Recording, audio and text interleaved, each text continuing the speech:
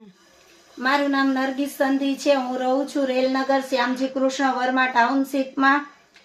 મારે અત્યારે કમિશનર શ્રીને અરજી કરેલી છે અને એક પ્રનગરે અરજી કરેલી છે। એક અરજી મેં આપેલી છે કમિશનર સરને ને બીજી અરજી આપેલી છે મેં પ્રનગરને। મારે એટલું જણાવવાનું છે કે મારે આ મકાન મેં 12 લાખમાં લીધેલ છે।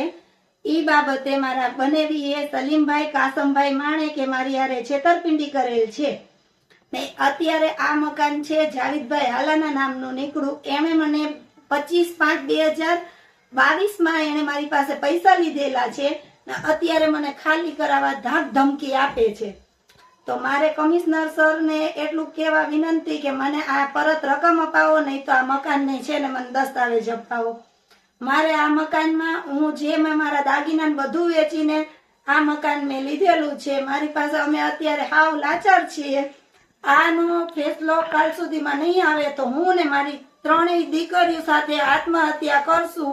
એના ટોટલ જવાબદાર કમિશનર શ્રી રાજકોટ પોલીસ રહેશે ને સલીમ કાસમ માણેક રહેશે।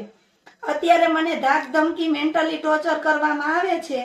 મારે કમિશનર સાહેબને એટલી અરજી છે કે મારી પરત રકમ પાછી અપાવો, નહીં તો પછી મને આ મકાનમાં તમે દસ્તાવેજ કરાવીને આપો।